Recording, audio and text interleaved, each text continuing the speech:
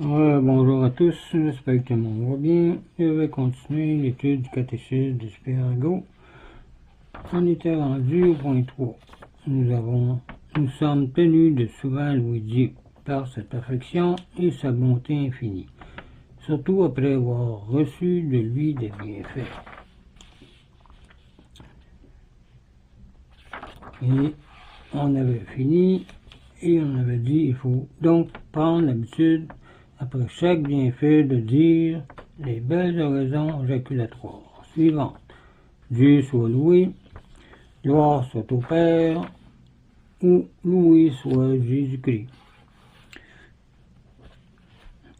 Donc, on continue ici, en commençant avec un signe de croix. Au nom du Père, du Fils et du Saint-Esprit. Amen.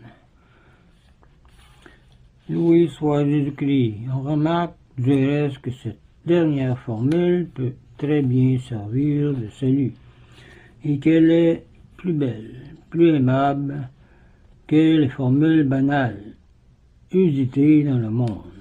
Le poète protestant Klopstock lui-même racontait qu'il était profondément ému chaque fois qu'il entendait ce salut chez les catholiques.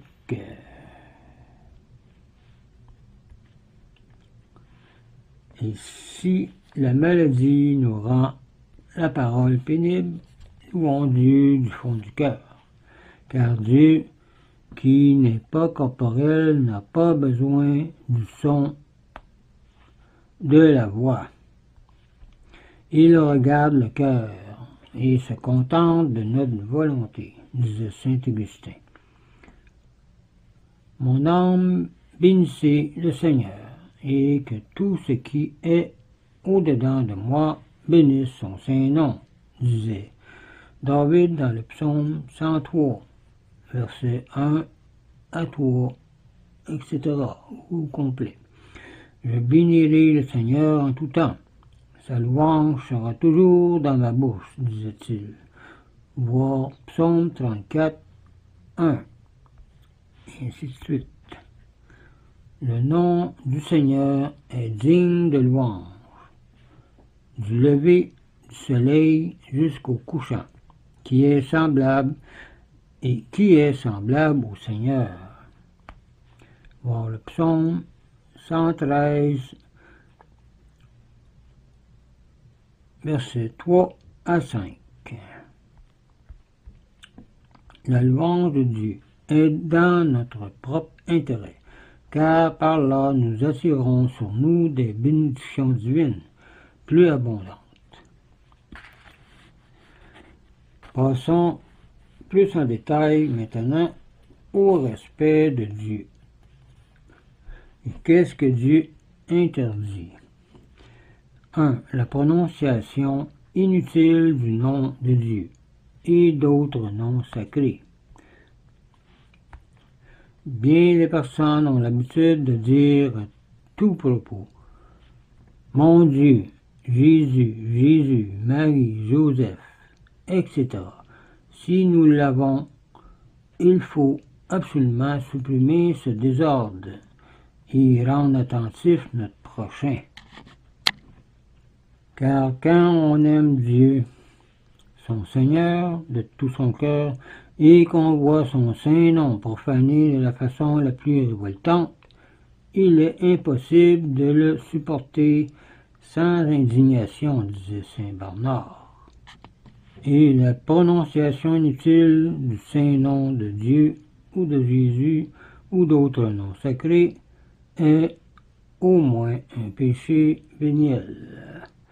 Ne prenez pas toujours en bouche le nom de Dieu, sinon vous ne serez pas sans péché, disait Ecclésiastique 23, verset 10. Comme le dit le deuxième commandement, on ne doit pas prononcer le nom de Dieu en vain. Le Seigneur ne tiendra pas pour un innocent celui qui aura pris en vain le nom du Seigneur, son Dieu. Voir Exode 20, verset 7. On ménage ses habits de fête pour ne pas les user trop rapidement. Combien faut-il se garder de ne pas abuser du nom de Dieu, digne de notre plus grand respect, car il est notre plus grand bienfaiteur, disait saint Jean Chrysostome. Par un excès superstitieux de respect, les Juifs avaient même supprimé l'usage du nom de Dieu, qu'on appelle Jéhovah, et n'employaient que le mot Seigneur, adénoué, disait le catéchisme romain. Point 2. Les imprécations, qu'est-ce que c'est? Ou malédictions. Elles sont quelquefois improprement appelées jugement, ou plutôt jurement, c'est-à-dire de souhaiter du mal dans la colère, en employant des noms sacrés. Des parents irréligieux maudissent ainsi leurs enfants, des ouvriers leur travail ou leur outil, en prononçant des noms sacrés. Les malédictions sans emploi de noms religieux sont des péchés graves contre la charité, mais ne sont pas contre le deuxième commandement.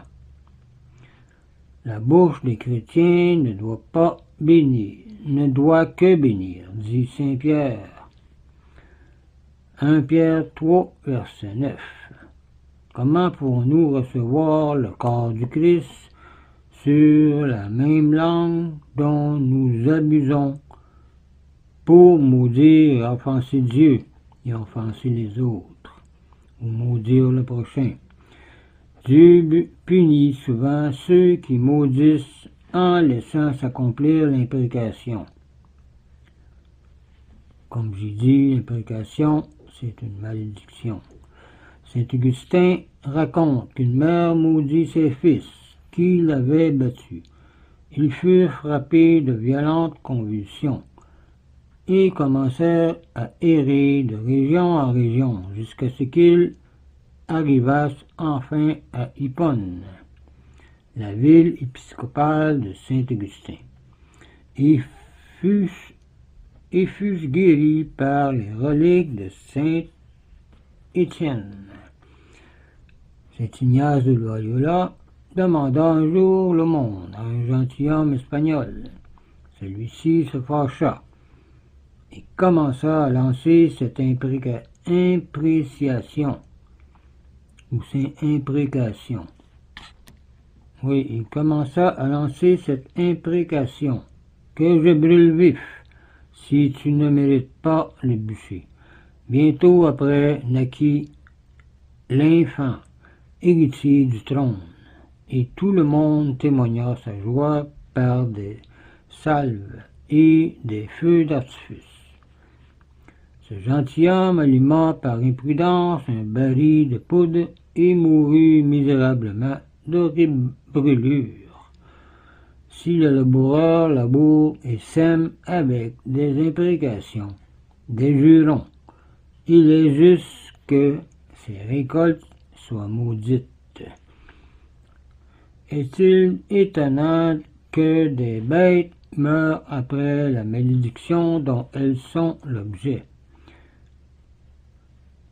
Que le travail ne réussisse pas. L'impie a aimé la malédiction et elle tombera sur lui. Voilà la menace de Dieu dans Psaume 109, versets 17 à 18.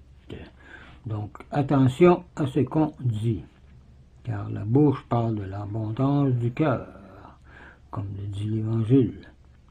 Cette mauvaise habitude met en danger le salut. L'imprécation est le péché de l'enfer, qui mérite l'enfer, où elle se retrouvera pour son châtiment si elle ne se convertit pas. Le démon maudit et blasphème Dieu. Néanmoins, comme esprit déchu, il a gardé pour Dieu un certain respect et une certaine crainte. Quand il entend le nom de Dieu, comme on voit dans l'Évangile, il tremble et s'enfuit. Et l'homme ose ou la personne ose abuser du nom de Dieu, de Jésus, du Saint-Sacrement, etc. C'est un langage plus horrible que celui de l'enfer, disait saint Grégoire de Nazian. Le langage de l'homme permet de conclure à sa nationalité. Ainsi peut-on savoir d'une personne s'il est de l'enfer quand il parle la langue du démon. Comme j'ai dit, la bouche parle de l'abondance du cœur. Et la bouche révèle notre cœur et nos pensées. Le Saint-Père regarde l'habitude de jurer comme un signe de réprobation.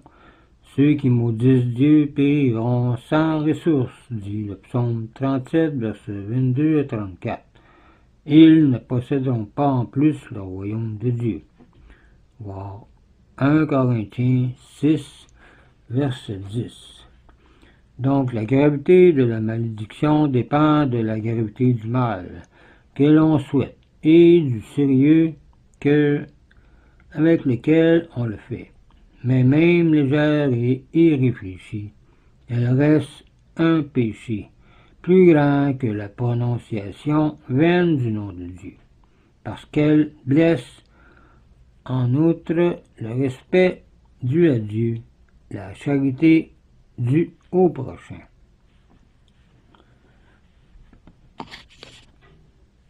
Je vais arrêter ici pour cette vidéo. La prochaine fois, on passera au point 3. On parlera de la profanation des personnes, des lieux, des choses ou actions consacrées à Dieu. On continuera le point 3. Donc, je vous laisse là-dessus. Je vous dis au revoir et union de prière.